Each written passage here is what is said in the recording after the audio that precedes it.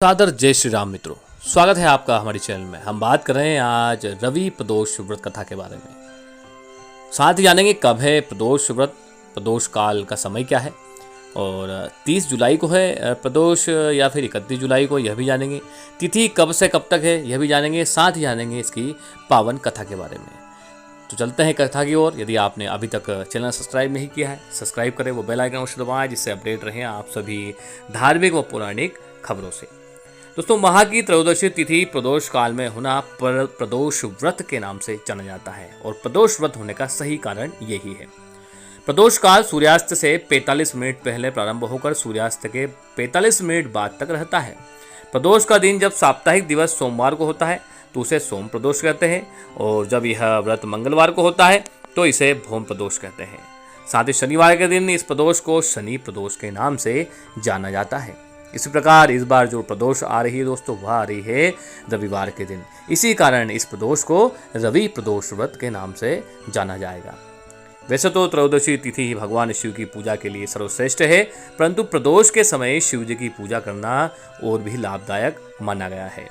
आपको बता दें कि प्रदोष व्रत एक ही देश के दो अलग अलग शहरों के लिए अलग अलग हो सकता है, क्योंकि प्रदोष व्रत सूर्यास्त के समय त्रयोदशी के प्रबल होने पर निर्भर करता है तथा दो शहरों का सूर्यास्त का समय अलग अलग हो सकता है। इसी प्रकार उन दोनों शहरों के प्रदोष व्रत का समय भी अलग अलग हो सकता है। सूर्यास्त होने का समय सभी शहरों के लिए अलग अलग होता है, अतः प्रदोष व्रत करने से पूर्व अपने शहर का सूर्यास्त समय अवश्य जांच लें। चाहे तो शहर एक ही देश में क्यों ना हो, प्रदोष व्रत चंद्र मास की शुक्ल व कृष्ण पक्ष की दोनों त्रयोदशी के दिन किया जाता है और यह भगवान शिव का विशेष प्रिय व्रत माना गया है दोस्तों। और इसमें भगवान शिव को प्रसन्न करने के लिए विशेष मनोरथों से उनकी पूजा की जाती है। इस बार जो है श्रावण शुक्ल प्रदोष व्रत दोस्तों जो है रविवार 30 जुलाई 2003 को मनाया जा रहा है। इसे रवि प्रदोष के नाम से जाना जाता है और प्रदोष काल दोस्तों रहेगा 30 जुलाई को 7:14 से 9:19 तक। त्रयोदशी तिथि जो है 30 जुलाई 2023 को 10:34 प्रातः से 31 जुलाई 2023 को 7:26 तक रहने वाली है। इस प्रकार से रहेगा प्रदोष तिथि का समय व प्रदोष काल का समय। आप प्रदोष व्रत की पूजा कब करनी चाहिए यह भी जान लेते हैं। प्रदोष व्रत की पूजा अपने शहर के सूर्यास्त होने के समय के अनुसार प्रदोष काल में करनी चाहिए, या फिर आपको पता नहीं है तो आप शाम को 7:14 से लेकर 9:19 के बीच आप पूजन कर सकते हैं। प्रदोष काल में क्या ना करें। भगवान शिव की प्रदोष काल में पूजा किए बिना भोजन ग्रहण आपको नहीं करना है।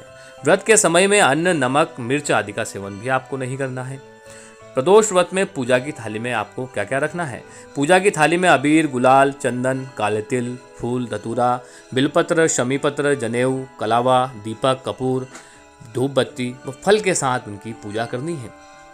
प्रदोष व्रत की विधि क्या है। प्रदोष व्रत करने के लिए मनुष्य को त्रयोदशी के दिन प्रातः सूर्योदय से पूर्व उठना है। नित्य कर्मों से निवृत्त होकर भगवान श्री भोलेनाथ का स्मरण करना है। इस व्रत में आहार नहीं लिया जाता है। पूरे दिन उपवास रखने के बाद सूर्यास्त से 1 घंटा पहले स्नान आदि कर श्वेत वस्त्र धारण आपको करना है। प्रातः तो आपको स्नान करना है, परंतु आपको प्रदोष पूजा के पहले भी स्नान करना है। पूजन स्थल को गंगाजल या स्वच्छ जल से शुद्ध करने के बाद गाय के गोबर से लीपकर मंडप तैयार करना है। अब इस मंडप में 5 रंगों का उपयोग करते हुए आपको रंगोली बनानी है। प्रदोष व्रत की आराधना करने के लिए कुशा के आसन का प्रयोग करना है। इस प्रकार पूजन की तैयारियां करके उत्तर पूर्व दिशा की ओर मुख करके बैठें और भगवान शंकर का पूजन करना चाहिए। पूजन में भगवान शिव के मंत्र श्री शिवाय नमस्तुभ्यं या फिर ओम नमः शिवाय या श्री शिव का आप जाप कर सकते हैं और उनको जल चढ़ाना चाहिए। तो प्रदोष व्रत की महिमा क्या है दोस्तों। प्रदोष व्रत को रखने से 2 गायों को दान देने के समान पुण्य फल प्राप्त होता है। प्रदोष काल को लेकर एक पौराणिक तथ्य सामने आता है कि एक दिन जब चारों ओर अधर्म की स्थिति होगी, अन्याय और अनाचार का एकाधिकार होगा, तब मनुष्य में स्वार्थ भाव अधिक रहेगा। व्यक्ति सत्कर्म करने के स्थान पर नीच कार्यों को अधिक करेगा। उस समय में जो व्यक्ति त्रयोदशी का व्रत रख सकता है वह शिव आराधना करेगा, उस पर शिव कृपा होगी। इस व्रत को रखने से व्यक्ति जन्म जन्मांतर के फेरों से निकलकर मोक्ष मार्ग पर आगे बढ़ेगा और उसे उत्तम लोगों की प्राप्ति होगी। तो दोस्तों, इस प्रकार से था कुछ प्रदोष व्रत के बारे में हमने कुछ प्रारंभिक जानकारियों जाना। अब चलते हैं इसकी पावन कथा की ओर। दोस्तों, प्राचीन काल में एक गरीब पुजारी हुआ करता था। मित्रों, उस पुजारी की मृत्यु के बाद उसकी विधवा पत्नी अपने भरण पोषण के लिए पुत्र को साथ लेकर भीख मांगती हुई शाम तक घर वापस आती थी। एक दिन उसकी मुलाकात विदर्भ देश के राजकुमार से हुई, जो कि अपने पिता की मृत्यु के बाद दर दर भटकने लगा था। उसकी यह हालत पुजारी की पत्नी से देखी नहीं गई। वह उस राजकुमार को अपने साथ अपने घर ले आई और पुत्र जैसा उसको रखने लगी। एक दिन पुजारी की पत्नी अपने साथ दोनों पुत्रों को शांडिल्य ऋषि के आश्रम ले गई। वहां उसने ऋषि से शिव जी के प्रदोष व्रत की कथा एवं विधि सुनी तथा घर जाकर वह प्रदोष व्रत करने लगी। एक बार में दोनों बालक वन में घूम रहे थे। उनमें से पुजारी का बेटा तो घर लौट गया, परंतु राजकुमार वन में रह गया। उस राजकुमार ने गंधर्व कन्या को क्रीड़ा करते हुए देखा तो उनसे बात करने लगा। उस कन्या का नाम अंशुमति था। उस दिन वह राजकुमार घर देरी से लौटा।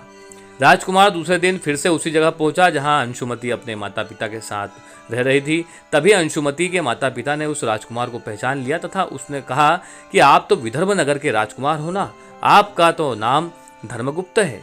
अंशुमति के माता पिता को वह राजकुमार पसंद आया और उन्होंने कहा कि शिव जी की कृपा से हम अपनी पुत्र का विवाह आपसे करना चाहते हैं। क्या आप इस विवाह के लिए तैयार हैं? राजकुमार ने अपनी स्वीकृति दे दी तो उन दोनों का विवाह संपन्न हुआ। बाद में राजकुमार ने गंधर्व की विशाल सेना के साथ विदर्भ पर हमला किया और घमासान युद्ध कर विजय प्राप्त की तथा पत्नी के साथ राज्य करने लगे। वहां उस महल में वह पुजारी की पत्नी और पुत्र को आदर के साथ ले आया तथा साथ रखने लगा। पुजारी की पत्नी तथा पुत्र के सभी दुख व दरिद्रता दूर हो गई थी और वे सुख से अपना जीवन व्यतीत करने लगे। एक दिन अंशुमति ने राजकुमार से इन सभी बातों के पीछे का कारण पूछा और रहस्य पूछा। तब राजकुमार ने अंशुमति को अपने जीवन की पूरी बात बताई और साथ ही प्रदोष व्रत का महत्व भी बताया और व्रत से प्राप्त फल से भी अवगत कराया। उस दिन से प्रदोष व्रत की प्रतिष्ठा व महत्व बढ़ गया तथा मान्यता अनुसार लोग यह व्रत करने लगे। कई जगहों पर अपनी श्रद्धा के अनुसार स्त्री पुरुष दोनों ही इस व्रत को करते हैं। इस व्रत को करने से मनुष्य के सभी कष्ट और पाप नष्ट होते हैं एवं मनुष्य को अभिष्ट की प्राप्ति होती है। भगवान श्री सत्यनारायण, भगवान श्री गणेश और भगवान श्री जानकी और भगवान श्री महागणेश का आशीर्वाद भी साथ में प्राप्त होता है, क्योंकि प्रदोष काल में पूजन करने से सभी देवता, हमारे जो इष्ट देवता है, पितृ देवता है, ग्राम देवता है, इन सभी का आशीर्वाद हमें प्राप्त होता है। तो भगवान श्री भोले शंकर की जय। तो दोस्तों, यह थी पावन कथा।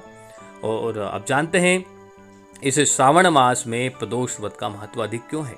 क्योंकि श्रावण मास में प्रदोष व्रत होने से दोस्तों इसका फल दुगना हुआ है। एक तो यह श्रावण माह है, भगवान शिव का प्रिय माह, साथ ही यह जो है इस दिन प्रदोष व्रत है, इससे आपको इसका फल अत्यंत ही लाभदायक होगा। तो आप भी इस व्रत को अवश्य करें।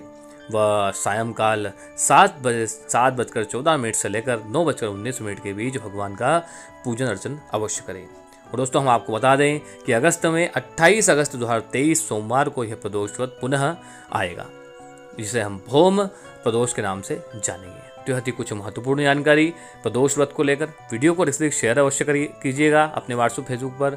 और यदि आपने अभी तक चैनल सब्सक्राइब नहीं किया है तो सब्सक्राइब कर लें व बेल आइकन अवश्य दबा लें। साथ ही वीडियो को पर अपनी कमेंट में जय श्री शंकर, जय सिया राम अवश्य लिखें और वीडियो को लाइक अवश्य करें और शेयर अवश्य करें और साथ ही इसको सब्सक्राइब अवश्य कर लें, ताकि सभी लोग इन धार्मिक जानकारियों से अवगत रह सके। सादर जय सिया राम मित्रों।